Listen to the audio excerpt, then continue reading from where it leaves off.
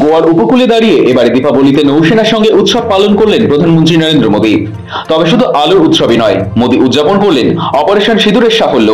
এই সফরের কেন্দ্রবিন্দু ছিল ভারতের গর্ব আইএনএস বিক্রান্ত, দেশের প্রথম স্বনির্মিত বিমানবাহী রণতরী। জেনে নেওয়া যাক এই অসাধারণ যুদ্ধ জাহাজ সম্পর্কে 10টি তথ্য। ঐতিহাসিক নাম, এর নাম রাখা হয়েছে 1971 সালে মুক্তিযুদ্ধে অংশ নেওয়া পুরনো আইএনএস বিক্রান্তের নামে, যা বাংলাদেশের মুক্তিযুদ্ধে গুরুত্বপূর্ণ ভূমিকা নিয়েছিল। দেশের সবচেয়ে বড় যুদ্ধ জাহাজ, জাহাজটির দৈর্ঘ্য 262 মিটার ও প্রস্থ 62 মিটার। এটি একসঙ্গে দুটি ফুটবল মাঠের সমান বড় ও 18 তলা ভবনের সমান উঁচু। দেশের প্রথম স্বনির্মিত বিমানবাহী রণতরী আইএনএস বিক্রান্ত 2022 সালে ভারতীয় নৌবাহিনীতে যুক্ত হয়।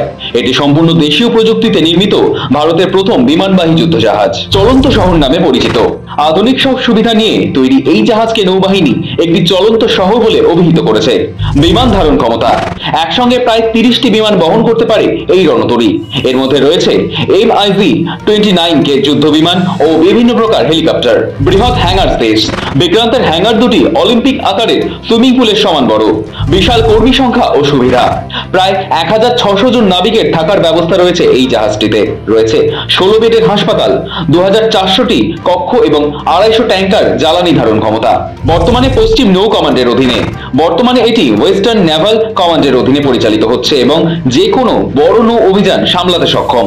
দীর্ঘ 1 দশকের পরিশ্রমের ফল, বিক্রান্ত তৈরি হতে সময় লেগেছে প্রায় 1 দশকেরও বেশি। এটি ভারতের নৌ প্রযুক্তি এক গর্বের প্রতীক। সম্পূর্ণ কার্যক্ষম অবস্থায় পৌঁছেছে। গত বছর চূড়ান্ত পরীক্ষার পর বিক্রান্ত পূর্ণ কার্যক্ষমতা অর্জন করেছে বলে জানিয়েছে দক্ষিণী নৌবাহিনীর কমান্ডাররা। রণতরীর নামেই কাঁপে পাকিস্তান। সেই আইএনএস বিক্রান্তে দিওয়ালি পালন করলেন প্রধানমন্ত্রী নরেন্দ্র মোদী।